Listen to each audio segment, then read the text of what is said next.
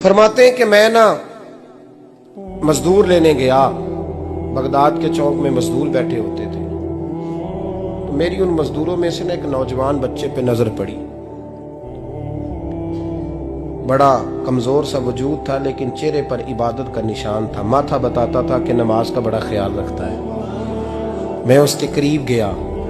चेहरे भी बड़ा कुछ बताते हैं ना, चेहरों में भी बड़ी रानाई होती है। फरमाते हैं मैं करीब गया, मैंने उसको कहा बेटे मजदूरी करोगे? तो कहने लगा मजदूरों में बैठा हूं तो हुजूर मजदूरी के लिए ही तो बैठा हूं। तो मैंने कहा कि चलो फिर। कहने लगा नहीं मेरी कुछ शर्तें।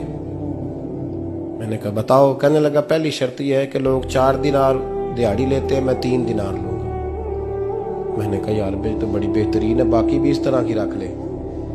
उसने कहा हुजूर दूसरी शर्त यह है कि मैं आपकी मुकम्मल बात मानूंगा, लेकिन जब अजान हो जाएगी फिर आपकी नहीं सुनूंगा।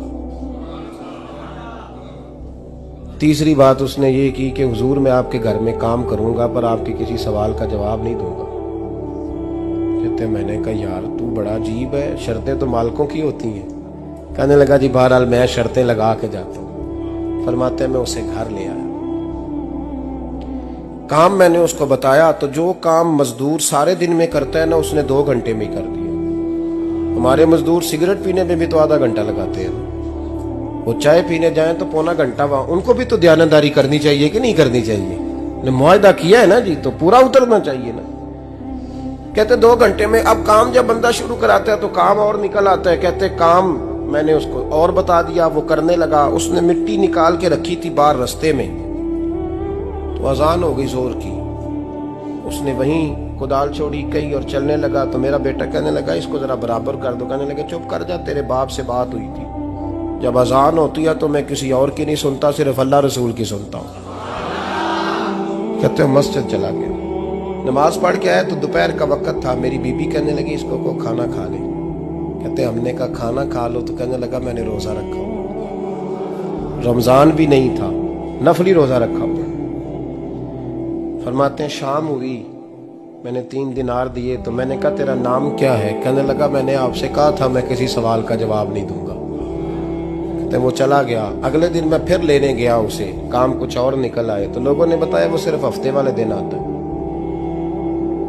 मैंने कहा क्यों? कहने लगे जी वो कहता है मेरा हफ्ते का खर्चा 3 दिनार है, जब 3 दिनार कमा लेता हूं तो बाकी सारा टाइम अल्लाह रसूल की जिक्र में गुजार दिया करता हूं।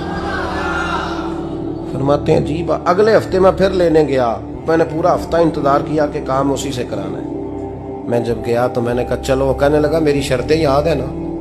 और मैंने कहा याद है भाई साथ चल। फरमाते हैं काम कराया। 2-3 हफ्ते वो आता रहा।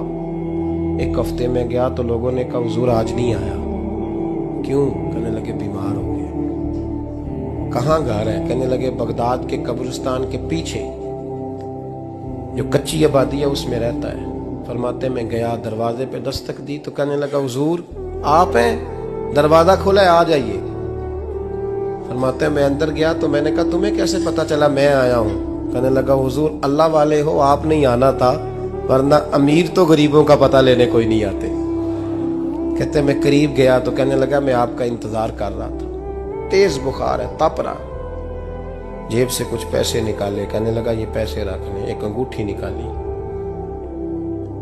कहने लगा हुजूर आज रात को मेरा इंतकाल हो जाएगा, इन पैसों का कफन खरीद के सुबह जनाजा पढ़ के मुझे दफन कर देना, और जब दफन करो तो ये अंगूठी लेके असर के बाद हारून रशीद के पास जाना।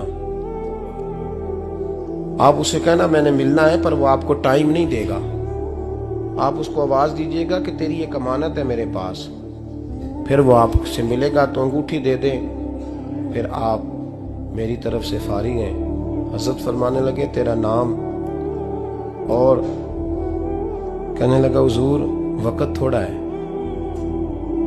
आज रात मैंने जाना है, बड़ी लंबी माफी मांगनी है रब करीम से, अगर मुनासिब समझे तो मुझे अपने रब से तन्हाई कर देने। फरमाते हैं मैं आ गया पर उसकी बातों ने मुझे सारी रात सोने नहीं दिया। फरमाते हैं सुबह बड़ी मुश्किल से सूरज निकला, मैं गया दरवाजे पे हाथ रखा तो दरवाजा खुला हुआ था। अंदर दाखिल हुआ तो खुशबुएं मेरा इस्तकबाल कर रही थी। जब चेहरे से कपड़ा हटाया तो उसका तो इंतकाल हो चुका। इंतकाल हो चुका है, ऐसे है जैसे किसी का दीदार करके सोया। कहते मैं तो 2 आदमी ले गया था जनाजे पे, पर पता नहीं दुनिया किधर किधर से आई, कहां कहां से। अखा जदों मीटियां जमाना मैनू रोवेगा, अपना ते अपना बेगाना मैनू रोवेगा। फरमाते हैं मैं तो 2 बंदे ले गया था, पर पता नहीं मखलूक कहां कहां से आई। जनाजा पड़ा, दफन किया। हारून रशीद के पास में असर के बाद गया, मैंने बुलाना चाहा पर बादशाह था, मेरी तरफ देखा ही नहीं। मैंने उसको कहा तेरी एक अमानत मेरे पास है। फरमाते हैं वो मुझे कोने पे ले गया, क्या बात है, कमरे में बुलाया, मैंने अंगूठी दी। हारून रशीद तो चीखे मारने लगा, कहने लगा अंगूठी वाला कहाँ है? मैंने कहा वो तो इंतकाल कर गया। कहने लगा मुझे कब्र पे ले चल। कहते मैं कब्र पे लाया तो वो लेट गया, तड़प के रोने लगा। मैंने कहा मेरा कलेजा फट जाएगा, ना उसने कुछ बताया ना तूने बताया, ये कौन था? तो हारून रशीद कहने लगा ये मेरा बेटा था।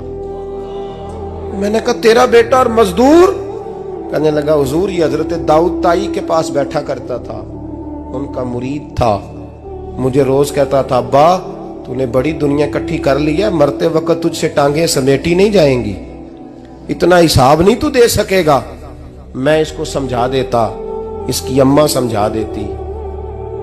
ये रोज हमें कहता छोड़ दो, आ जाओ अल्लाह रसूल की बारगाह में झुक जाएं।